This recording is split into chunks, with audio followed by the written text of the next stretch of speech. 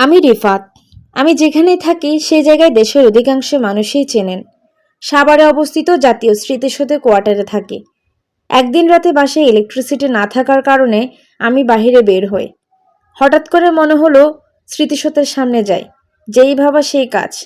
কানে ইয়ারফোন গুঁজে হাঁটতে হাঁটতে স্মৃতিসৌধের সামনে থাকা পুকুরের পাশে বসলাম।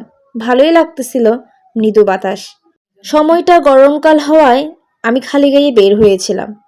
হঠাৎ করে আমার পিঠে তীব্র ঠান্ডা বাতাস অনুভব করলাম।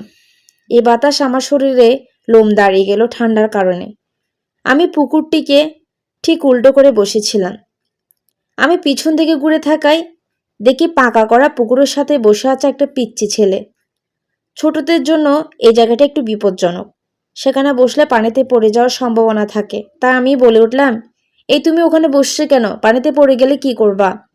আমার কথা শুনে ছেলেটা কাঁদে দেয়। ছেলেটা তখন মাথা নিচু করে কাঁদছিল। আমি জীবনে এমন কান্না শুনিনি, এত বীভৎস কান্নার আওয়াজ। আমি আবার ছেলেটার দিকে তাকিয়ে বললাম, কি হলো, কাঁদছো কেন তুমি? এবার আরো জোরে কেঁদে দিয়ে আমার দিকে 2 হাত বাড়িয়ে দেয় আর কান্না সুরে বলে, আমাকে বাঁচান, আমি দম নিতে পারতেছি না। ছেলেটাকে দেখে মনে হলো 7 কি 8 বছরের ছেলে। দম নিতে পারতেছে না কেন বুঝতে পারলাম না। তখনই আমার এক বন্ধুর কথা মনে পড়লো, নীরব।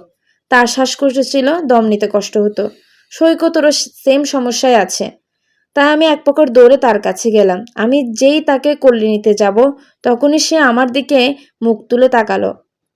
আমি কিছুক্ষণের জন্য থমকে গেলাম। কি হচ্ছে আমার সাথে এটা? আমি কখনো ভূত বিশ্বাস করিনি। ভৌতিক সব ঘটনারই যুক্তিগত ব্যাখ্যা আছে।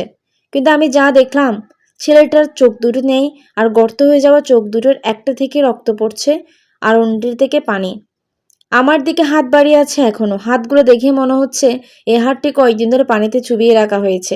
কেমন যেন স্যাঁতস্যাঁতে হাত। তখনই আমার মনে পড়ল, লকডাউনের স্মৃতিসৌধের বাহিরে মানুষের প্রবেশ নিষেধ ছিল। কুরগাঁও নিরিবিলের মতো আশেপাশের মানুষ দেওয়াল ভেঙে ভিতরে ঢুকত। তেমনি করে একদিন ভর দুপুরে 8 কি 9 বছরে 3টে ছেলে এসেছিল। তার ভিতরে একটা ছেলে ওই পুকুরে পড়ে যায়। অন্য দুজন ভয়ে দৌড়ে পালিয়ে যায়, কারণ তারা চুরি করে ঢুকে গিয়েছিল। আর তারা ভেবেছিল তাদেরকে শাস্তি দিবে, সেই জন্য কাউকে কিছু বলেনি। সাথে সাথে ভয়ে আটকে উঠলাম। সাথে সাথে দোয়া দরুদ শরীফ পড়া শুরু করে দেই। আমার পা নড়তে ছিল না। হঠাৎ করে ছেলেটি হাত নামিয়ে নেয়। তারপর যা হলো সেটা আমার কাছে আরো ভয়ানক লেগেছে। পুকুরের দিকে হাত তুলে ছেলেটা আমাকে বলল, বাঁচান আমারে। পরবর্তী গল্প আমি নেক্সট ভিডিওতে জানিয়ে দিব। সবাইকে অসংখ্য ধন্যবাদ।